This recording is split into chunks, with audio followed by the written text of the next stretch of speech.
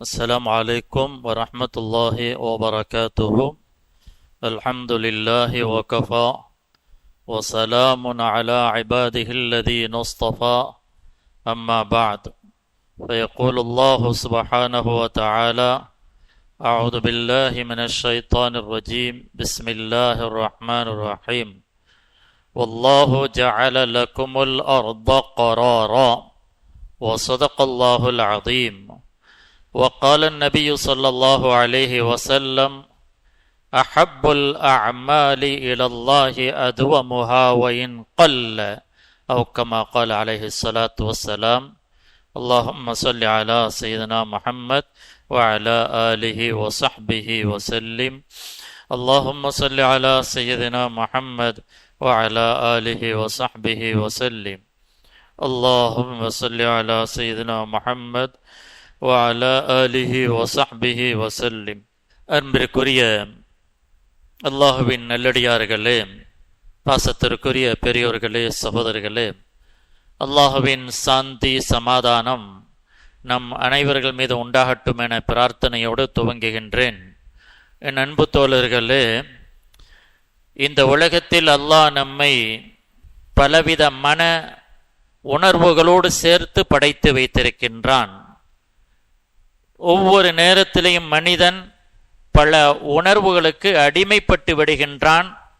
சற்று உணர்ச்சி வசப்பட்டு நிதானம் இழந்து சத்தியம் எது, அசத்தியம் எது, எது லாபம் தரும், எது நஷ்டம் தரும் என்பதை பிரித்து அறியக்கூடிய ஆற்றலை இழந்து மனிதன் செல்லும் பொழுதுதான் தவறு இழைக்க ஆரம்பித்து விடுகின்றான். அது அவனுடைய உலக ரீதியான செயல்பாடாக இருந்தாலும் சரி, மார்க்க ரீதியான செயல்பாடாக இருந்தாலும் சரி, நிதானத்தை இழந்து விடும் பொழுது மனிதன் தவறிலே போய் விழுந்து விடுகின்றான். இது மனித இயல்பு. தவறில் விழுந்துவிட்ட மனிதனுக்கு அல்லாஹ் பல்வேறு பரிகாரத்தை ஏற்பாடு செய்து தருகின்றான். இந்த தவறிலிருந்து அவன் தன்னை மீட்டுக் கொள்வதற்காக வேண்டியும் இந்த தவறுகள் அழிக்கப்பட, தவறுகள் இறைவனால் மன்னிக்கப்பட, தவறுகள் இறைவனால் மீட்சி பெறுவதற்குரிய பல்வேறு வழிகளை அல்லாஹ் ஏற்படுத்தி தந்திருக்கின்றான். அதை தான் மார்க்கம் தௌபா என்று சொல்லும், மார்க்கம் இஸ்திக்ஃபார் என்று சொல்லும், பாவ மன்னிப்பு கோருதல் என்றெல்லாம் சொல்லும். சில பாவங்கள் இருக்கின்றது, அந்த பாவங்களுக்கு தௌபா செய்யாமல் மன்னிப்பு கிடைக்காது. அதற்கு மனிதன் நிச்சயமாக இறைவனிடத்தில் தனிப்பட்ட முறையில் மன்றாடி ஆக வேண்டும். யா அல்லாஹ், நான் இந்த பாவத்தை செய்து விட்டேன், இந்த குற்றத்தை செய்து விட்டேன், இந்த தவறை இழைத்து விட்டேன், அல்லாஹ் நீ மன்னித்து விடு, நீ அதை அழித்து விடு என்று தௌபா செய்யாமல் அவன் பாவங்கள் மன்னிக்கப்படுவது கிடையாது. இப்படி சில பாவங்கள் பார்ப்பதற்கு பெரிய பாவங்களாக இருக்கும், பயங்கரமான பாவங்களாக இருக்கும். ஆனால் எந்த விதமான தௌபா இல்லாமல் மன்னிக்கப்படும். அப்படி ஒரு 3 பட்டியலை பெருமானார் ஸல்லல்லாஹு அலைஹி வஸல்லம் அவர்கள் எடுத்து சொன்னதை பார்க்கிறோம். ஒரு மனிதர் புனித இஸ்லாத்தை தழுவதற்காண்டி பெருமானாரை நோக்கி வருகிறார். பெருமானார் ஸல்லல்லாஹு அலைஹி வஸல்லம் அவர்கள் இஸ்லாத்தை எடுத்து சொல்லுகிறார்கள். மகிழ்ந்து உடனே பெருமானாரிடத்தில் சொல்லுகிறார்: இறை தூதரே, நீங்கள் கையை நீட்டுங்கள், நான் உங்கள் கையிலே உடன்படிக்கை செய்கின்றேன், இஸ்லாத்தை தழுவுகின்றேன். உடனே பெருமானார் ஸல்லல்லாஹு அலைஹி வஸல்லம் கையை நீட்டுனாங்க. அந்த நேரத்தில் கோரிக்கை வைத்தவர் கையை பின்வாங்கிவிட்டார். கையை பின்வாங்கி விட்டார். பெருமானார் கேட்கிறார்கள்: அருமை தோழா, ஏன் கையை பின்வாங்குகின்றார்? இப்பொழுது இவர் சொல்கிறார்: எனக்கு ஒரு அச்ச உணர்வு, எனக்குள் சில ஐதீகங்கள், எனக்குள் சில சந்தேகங்கள் இருக்கின்றன. பெருமானார்: என்ன உனக்கு சந்தேகம்? உனக்கு என்ன கோரிக்கை சொல்லு. பெருமானார் இடத்தில் அவர் கோரிக்கை வைக்கிறார்: நான் விபச்சாரம் செய்திருக்கிறேன், நான் திருடு இருக்கிறேன், நான் இறைவனுக்கு கோபமான பல காரியங்களை செய்திருக்கின்றேன், இறைவன் எல்லாத்தையும் மன்னிச்சிருவானா? நான் இஸ்லாத்துக்குள் வர்றேன், இஸ்லாத்துக்குள் வந்தும் மன்னிக்கப்படாமல் போய்விட்டால் அது ஒரு பெரிய இலக்கு. எனக்கு ஒரு மன்னிப்புக்குரிய வழி இல்லாமல் தத்தளிப்பேன், ஒரு குறையாக நடமாடிக்கொண்டிருப்பேன் என்ற ஒரு குற்ற உணர்வு என்னை வருத்துகிறது, வழி சொல்லுங்கள். பெருமானார் ஸல்லல்லாஹு அலைஹி வஸல்லம் அவர்கள் அப்பொழுதுதான் ஒரு 3 காரியத்தை மையப்படுத்தி சொல்லுகிறார்கள். என் அருமை தோழா, பெருமானார் சொன்ன வாசகத்தை நான் அப்படியே அரபியில சொல்லிவிட்டு பிறகு தமிழில் சொல்வேன். இன்னல் இஸ்லாம யஹ்திமு மா கான கப்லா வ இன்னல் ஹிஜ்ரத யஹ்திமு மா கான கப்லா வ இன்னல் ஹஜ்ஜ யஹ்திமு மா கான கப்லா என்ற ஒரு அற்புதமான 3 விடயங்களை பெருமானார் மையப்படுத்துகிறார்கள். இந்த 3 விடயம் என்ன? பெருமானார் சொன்னார்கள், இஸ்லாத்தை ஒரு மனிதன் ஏற்றுக்கொண்டால் வாழ்நாளெல்லாம் இறைவனுக்கு எதிராக இறை நிராகரிப்பில் ஷிர்கில் வழிகேட்டில் மூழ்கி கடந்த ஒரு மனிதன் மனம் திருந்தி மன ஒளிவோடு இறைவன் என்ற ஓரிரை கொள்கை ஏற்க முன் வந்து விட்டால், இஸ்லாமிய சங்கநாதமாகிய லா இலாஹ இல்லல்லாஹ் முஹம்மது ரசூலுல்லாஹ் என்ற தூது சொல்லை சொல்லிவிட்டால் யஹ்திமு மா கான கப்லா, அதற்கு முன்னால் அவன் வாழ்வில் நிகழ்ந்துவிட்ட அத்துணை தவறுகளையும் பாவங்களையும் இந்த இஸ்லாமே தவிடுபடியாக ஆக்கிவிடும். அப்ப பெருமானார் என்ன சொல்றாங்க?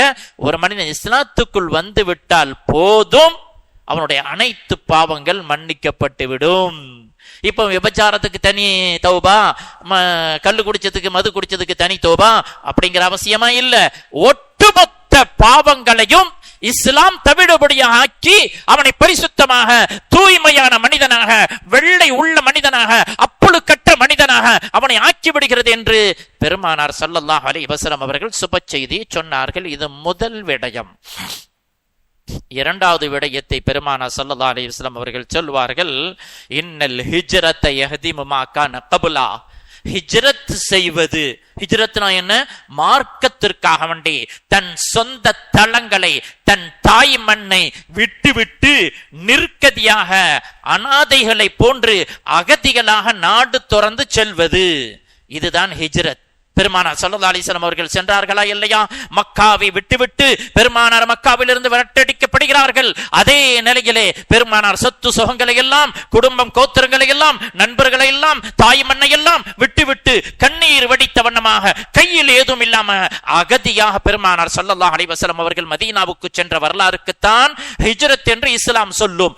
இந்த ஹிஜ்ரத்தை யார் மேற்கொள்வாரோ, இந்த ஹிஜ்ரத்தை யார் செய்வாரோ, ஹிஜ்ரத்துக்கு முன் வினாடி வரை அந்த மனிதன் எத்தனை பாவங்களை தவறுகளை குற்றங்கள் செய்திருந்தாலும் அத்துணையும் இந்த ஹிஜ்ரத் என்ற உன்னதமான காரியம் தவிடு பொடியாக ஆக்கி அத்துணை மன்னித்து விடும் என்று பெருமானார் ஸல்லல்லாஹு அலைஹி வஸல்லம் அவர்கள் சொன்ன வரலாறை பார்க்கின்றோம்.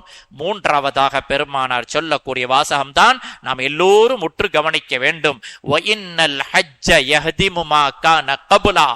யார் அல்லாஹ்விற்காகண்டி ஹஜ் செய்வாரோ, யார் அல்லாஹ்வுக்காகண்டி ஹஜ் என்ற உன்னதமான கடமையை செய்து முடிப்பாரோ, ஹஜ்ஜுக்கு முன்னாடி அவர் செய்துவிட்ட அத்துணை பாவங்களும் தவறுகளும் குற்றங்களையும் இந்த ஹஜ் என்ற ஒரு அமல் மன்னிக்க வைத்துவிடும் என்பதாக பெருமானார் ஸல்லல்லாஹு அலைஹி வஸல்லம் அவர்கள் 3 அற்புதமான விஷயங்களை சொல்லி, இந்த 3 காரியங்களும் மனித வாழ்வில் நிகழ்ந்துவிட்ட தவறுகளுக்கு அற்புதமான பரிகாரம் என்பதை பெருமானார் ஸல்லல்லாஹு அலைஹி வஸல்லம் அவர்கள் சுட்டி காட்டினார்கள். இந்த 3 நிகழ்வை பார்ப்போம். அதில் ஒன்றாவதுதான் பெருமானாரை பார்ப்பதற்காக ஒருத்தர் வருகிறார்.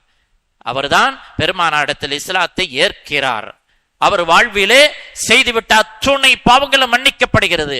அவருடைய மரண நேரத்தில் சொல்லுகிறார், தன் மரணத்துக்கு முன்பதாக சொல்லுகிறார், என் வாழ்வில் 3 கட்டங்களை கடந்து வந்திருக்கின்றேன், மறக்க முடியாத தருணங்கள்.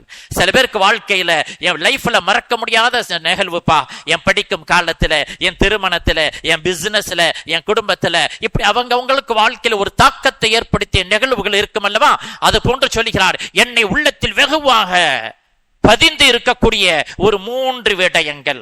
ஒன்று சொல்லுகிறார், நான் இஸ்லாத்தை ஏற்பதற்கு முன்பதாக, நான் இஸ்லாத்தை ஏற்றுக்கொள்வதற்கு முன்பதாக முஹம்மது ரசூலுல்லாஹுடைய முகத்தை பார்த்தால் கடும் வெறுப்பாக இருக்கும். என் உள்ளத்தில் துடிப்புகள் எல்லாம், என் உள்ளத்தில் ஓடிக்கொண்டிருக்கிற விவேகங்கள் எல்லாம் முஹம்மதை கண்டவுடனே கொலை செய்ய வேண்டும் என்ற கொலை வெறியில் அலைந்தேன். ஆனால் என் உள்ளத்துக்குள் இறைவன் அல்லாஹ் இஸ்லாம் என்ற பேரொளி எப்பொழுது பாய்ச்சினானோ அடுத்த வினாடியே அந்த முஹம்மதின் மீது அளவுக்கில்லா பாசம், அந்த முஹம்மது முஹம்மதை பார்க்காமல், அந்த முஹம்மதை தரிசிக்காமல், அந்த முஹம்மதுடைய அன்பை பெறாமல் என் வாழ்வு வாழ்வல்ல என்ற ஒரு தருணமும் என்ற ஒரு மனோநிலையும் எனக்கு வந்தது. இது என் வாழ்வில் மறக்க முடியாத தருணம். ஒரு தருணத்திலே பெருமானார் மீது கடும் கோபம், மற்றொரு தருணத்திலே பெருமானார் மீது எல்லையில்லா அன்பும் பாசமும் காதலும் கொண்டு விட்ட அந்த தருணம் என் வாழ்வில் மறக்க முடியாத தருணம் என்று அவர் சொல்லுகிறார். அடுத்து அவர் சொன்ன விஷயத்தை சொல்லுகிறார். முஹம்மது ரசூலுல்லாஹ்வுடைய கையை பிடித்து, நான் கரத்தை பிடித்து எப்பொழுது இஸ்லாத்தை தழுவினோனோ அப்பொழுது முஹம்மது ரசூலுல்லாஹ் எனக்கு கொடுத்த சுப செய்தி, எனக்கு சொன்ன சுப செய்தி, அருமை தோழா, இஸ்லாத்தை ஏற்றுவிட்டாய், இந்த இஸ்லாம் ஒன்றே உன் வாழ்வில் செய்துவிட்ட அத்துணை பாவங்களுக்கும் பரிகாரம், நீ சொர்க்கத்துக்கு சென்று விடுவாய் என்ற சுப செய்தியை முஹம்மது எனக்கு சொன்னார்கள். பாருங்கள், அந்த வினாடி, அந்த தருணம், அந்த நேரத்தை போன்று என் வாழ்வில் சந்தோஷமும் மகிழ்ச்சியும் குதூகூலமான ஒரு தருணத்தை நான் அடைந்தது கிடையாது என்று என் வாழ்வில் 3 கட்டத்தை நான் கடந்து வந்தேன் என்று அந்த பெரியார், அந்த அறிஞர் சொல்லுவார். அருமையானவர்களே, இஸ்லாம் என்ற இந்த உன்னதமான பாக்கியம் மனிதன் செய்துவிட்ட தவறுகளுக்கு பரிகாரமாக அமைகிறது. என் அருமை தோழர்களே, அல்லாஹ் உன்னதமான இஸ்லாத்தை எங்களுக்கு தந்திருக்கின்றான். இஸ்லாமிய கேடயத்தை கையிலே வைத்துக் கொண்டிருக்கிறோம். இங்கு நாங்கள் ஒரு மறுபுறத்திலே சிந்திக்க வேண்டும். இந்த இஸ்லாம் அல்லாத நமது மாற்று மத சகோதரர்களுக்கு நாம் எவ்வளவு எத்தி வைக்கின்றோம். அவருக்கு இஸ்லாத்துடைய யதார்த்தத்தையும், இஸ்லாத்துடைய உண்மைகளையும், இஸ்லாம் சொல்லக்கூடிய லட்சியங்களையும், இஸ்லாத்துடைய கருத்துகளையும், இஸ்லாமிய மனித நேயத்தையும் நம் அருமை தோழர்கள், தொப்புள் குடி நண்பர்களுக்கு நாங்கள் எவ்வளவு எடுத்து வைக்கிறோம் என்பதை ஒரு கணம் நாங்கள் சிந்திக்க கடமை பெற்றிருக்கிறோம். இது முதலாவதாக நாங்கள் சிந்திக்க வேண்டும். இரண்டாவதாக பெருமானார் ஸல்லல்லாஹு அலைஹி வஸல்லம் அவர்கள் சொன்னார்கள். பாருங்கள், ஹிஜ்ரத், அல்லாஹ்வுடைய தூதர் சொல்லி தந்த ஹிஜ்ரத் யார் மேற்கொள்ளுகிறாரோ அவருடைய அத்தனை பாவங்கள் மன்னிக்கப்படுகிறது என்ற ஒரு நிகழ்வுக்கு ஒரு அற்புதமான ஒரு நிகழ்ச்சி பெருமானாருடைய ஒரு தோழருக்கு நடந்ததை நான் சொல்லுவேன். துஃபைல் அப்படிங்கிற ஒரு நபி தோழர் அறிவிக்கிறார். அவர் சொல்லுகிறார், எனக்கு நெருங்கிய நண்பர் எங்களோடு ஹிஜ்ரத் பயணம் மேற்கொள்ளுகிறார். மக்கா விட்டு மதீனாவுக்கு போய்விட்டோம். மதீனாவுக்கு போன பிறகு கிளைமேட் சேஞ்ச், சீதோசன சூழ்நிலை மாறியதின் காரணமாக அவருடைய உடல் அதை தாக்கு பிடிக்க முடியவில்லை. மக்காவின் கிளைமேட் வேறு, மதீனாவின் கிளைமேட் வேறு. மக்கா விட்டு மதீனாவுக்கு போன பின் அங்கு இருக்கக்கூடிய சீதோசன சூழ்நிலை இந்த தோழரை வெகுவாக பாதித்தது. உடல் கடுமையான மாற்றங்கள், பல நோய்களிலே சிக்கினார். கடைசியாக ஒரு கட்டம் அவரால் தாக்கு பிடிக்க முடியவில்லை. இந்த மதீனாவில் வாழ்வதற்கு அவரால் விரும்ப முடியவில்லை. கடைசியாக தன் கையில் இருந்த ஒரு அம்பை, எடுத்து தன் நாடி நரம்புகளை அறுத்து விடுகிறார். ரத்தம் பீரிட்டு கொட்ட கொட்ட கொட்ட சில வினாடியில் மரணத்தை தழுகிறார். அவர் அடக்கம் செய்யப்படுகிறார். அடக்கப்பட்டு விட்ட பிறகு துஃபைல் என்ற அவருடைய நண்பர் தான் இந்த தகவலை அறிவிக்கின்றார். அவர் சொல்கிறார், அன்றைய இரவிலே என் நண்பரை கனவிலே கண்டேன். அன்றைய இரவிலே என் நண்பனை கனவிலே காணுகின்றேன். அற்புதமான ஒரு இடத்திலே, ஒரு பசுமையான பூஞ்சோலையிலே, உன்னதமான ஒரு மாளிகையிலே வீற்று அமர்ந்திருக்கிறார். ஆனால் அவருடைய 2 கைகளும் போர்வை போத்தப்பட்டு கிடக்கின்றது.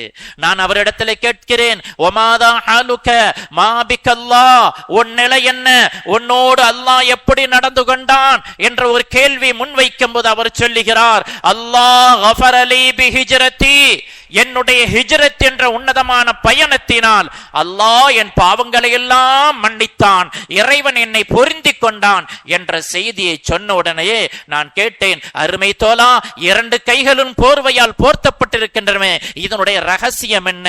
அப்பொழுது என் தோழன் சொன்னான், இறைவன் சொன்னான், நான் தந்த உறுப்பை சேதப்படுத்தியதை நான் சீராக்க மாட்டேன். நான் தந்த உறுப்பை நீ சேதப்படுத்தினாய், நான் தந்த உறுப்பை நீ பாழாக்கினாய், அதை நான் சீராக்க மாட்டேன் என்று இறைவன் எனக்கு சொர்க்கத்தில் சொல்லிவிட்டான். அதனால் அந்த கை சொர்க்கத்துக்கு போன பிறகும் கூட பாதிப்பு நிலையில் இருக்கிறது என்ற தகவலை கனவில் நண்பருக்கு சொல்கிறார்.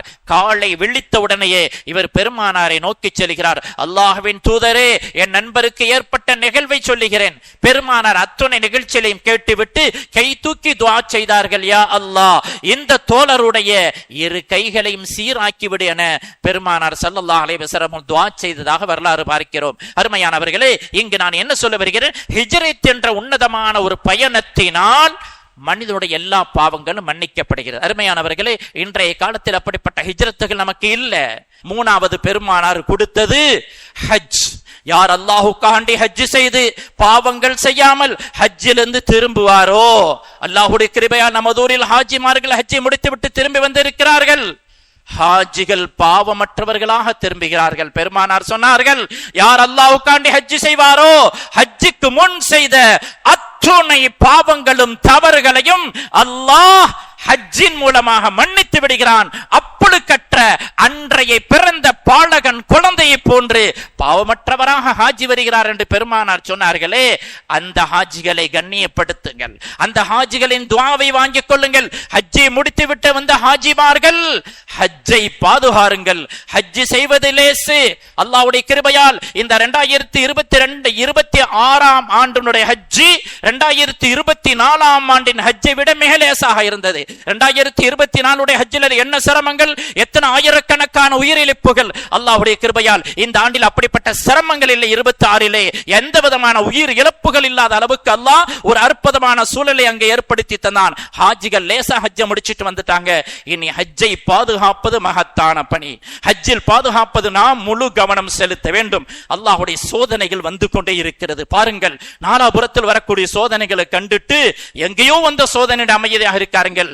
அமெரிக்காவுடைய தென் அமெரிக்கா என்று சொல்லக்கூடிய வெனிசுலாவில் ஏற்பட்டிருக்கக்கூடிய நிலநடுக்கம், வெனிசுலாவில் ஏற்பட்டிருக்கக்கூடிய நிலநடுக்கம் 39 வினாடிகளில் 2 நிலநடுக்கம் 7/02 ஹெக்டரில் முழு வெனிசுலாவும் நிலை குலைந்து இதுவரைக்கு 2300க்கு மேற்பட்ட உயிர் பலிகள், 11000 பேர்கள் கடும் காயமுற்றவர்கள், 50,000 பேர்கள் எங்கு இருக்கிறார் என்று சொல்ல முடியாத அளவுக்கு காணாமல் போயிருக்கக்கூடிய வெனிசுலாவினுடைய ஒரு பதஷ்டர் சூழல்களை கண்டு வேடிக்கை பார்த்துக் கொண்டிருக்கிறார்கள்.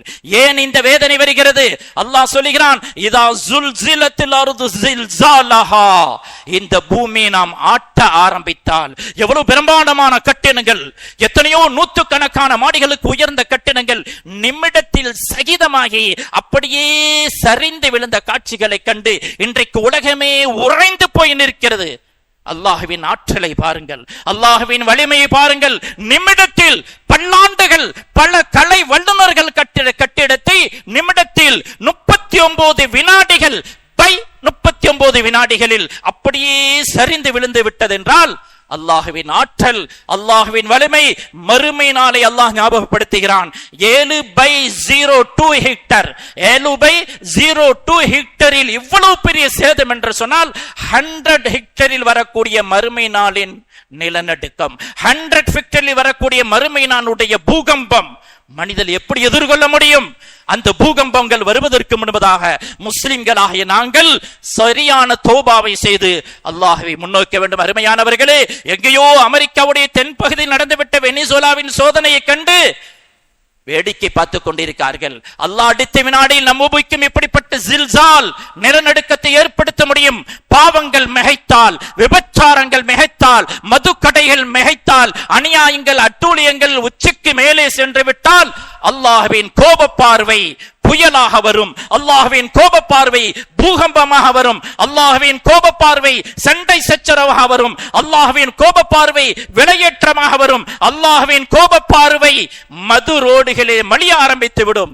அருமையானவர்களே, இன்றைக்கு நாங்கள் இந்த சூழல்களை எதிர்கொண்டிருக்கக்கூடியவர்கள் எப்படி எதிர்கொள்ளப் போகிறோம் என்பதை பார்த்து அல்லாஹ்விடத்தில் சரியான தௌபா செய்து எங்கள் வாழ்வில் ஊறிவிட்ட குற்றங்களை, தவறுகளை, தப்புகளை நினைத்து அல்லாஹ்விடத்தில் வருந்தி எதை மார்க்கம் தவறென்று சொன்னதோ அத்துணை தவறுகளையும் விட முன் வந்து விட்டு சமுதாயத்தில் உலகத்தில் எந்த மூலையில் யார் பாதிக்கப்பட்டாலும், யார் இன்னலுக்குள்ளாக்கப்பட்டாலும் அத்துணை முஸ்லிமும் அதை கண்டு நிம்மதியாக இருக்கக்கூடாது என்று பெருமானாரின் போதனை அடிப்படையில் வெனிசுலாவில் ஏற்பட்டிருக்கக்கூடிய இந்த நிலநடுக்கத்தில் மாய்ந்தவர்கள் மனிதர்கள் என்ற கண்ணோட்டத்தோடு பார்த்து அவர்களுக்கு பிரார்த்தனை புரிவதும் அவர்களுக்கு உதவி செய்வதும் நமது கடமை. மாற்று மத சகோதரர்கள் போயிருக்கலாம், கலிமா சொன்ன முஸ்லிம்கள் அங்கு ஷஹீதா இருக்கலாம். வெனிசுலாவினுடைய நிலவரம் உங்களுக்கு தெரியும். முழு வெனிசுலாவில் 1% முஸ்லிம்கள் இருக்கிறாங்க. 1%. 2002 நான் 4 மாதம் ஜமாத்தில் இந்த வெனிசுலாவுக்கு போயிருக்கிறேன். 1% முஸ்லிம். ஏறத்தாழ நம்ம இந்தியா போல பறந்து விரிந்த ஒரு நாடு. ஒரு மாநிலத்துக்கு ஒரு பள்ளிவாசல், தமிழ்நாடு எப்படி ஒரு மாநிலமோ, இந்த ஒரு மாநிலத்துக்கு ஒரு பள்ளிவாசலை போன்று முழு வெனிசுலாவிலே ஒரு மாநிலத்துக்கு ஒரு பள்ளிவாசல், 11 மாநிலத்திற்கு 11 பள்ளிவாசல் இருக்கக்கூடிய மிகவும் முஸ்லிம்கள் பின்தங்கி இருக்கக்கூடிய நிலை. ஆனால் அங்கு முஸ்லிம்கள் பெயர் தாங்கி முஸ்லிம்களாக இருப்பார்கள்.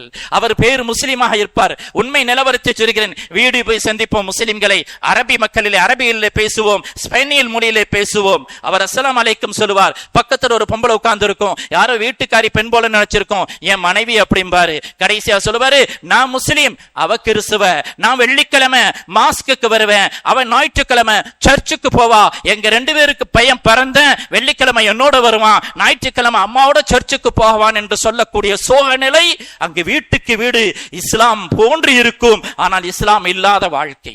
அருமையானவர்களே, இதெல்லாம் பாவத்தின் விபரீதம் என்று சொல்ல வருகிறேன். நாங்களும் உண்மை முஸ்லிம்களாக வாழ வேண்டும். அல்லாஹ் எந்த இஸ்லாத்தை எதிர்பார்க்கின்றானோ, அல்லாஹ்வுடைய தூதர் முஹம்மது ரசூலுல்லாஹ் எந்த இஸ்லாத்திற்காண்டி உயிர் கொடுத்தார்களோ, அந்த இஸ்லாத்தை எங்கள் வாழ்வில் பற்றி பிடிக்கிறதற்காக இந்த நல்ல நாளில் உறுதி எடுப்போம், சபதம் எடுப்போம். வல்லோன் அல்லாஹ் உங்களுக்கும் எனக்கும் அந்த நல்ல பாக்கியத்தை தந்து இந்த இந்திய தேசத்தில் வாழும் காலமெல்லாம் இந்தியாவில் வாழ்வோம். எங்களை எதிர்த்து வரக்கூடிய எந்த கயவனையும் கண்டு நாங்கள் பின்கு வாங்க மாட்டோம். சாவோம் இந்தியாவில், இந்தியா விட்டு வெளியேற மாட்டோம் என்ற சபதத்தை உலகத்துக்கு சொல்ல கடமைப்பட்டிருக்கும் என்பதை சொல்லி என் வாசகங்களை முடித்துக் கொள்கிறேன். வல்லோன் அல்லாஹ் நம்முடைய லட்சிய கனவுகளை மிக விரைவில் நிறைவேற்றி தருவானாக. வ ஆகிரு தஅவானா அனில் ஹம்துலில்லாஹி ரப்பில் ஆலமீன். அஸ்ஸலாமு அலைக்கும் வ ரஹ்மத்துல்லாஹி வ பரகாத்துஹு.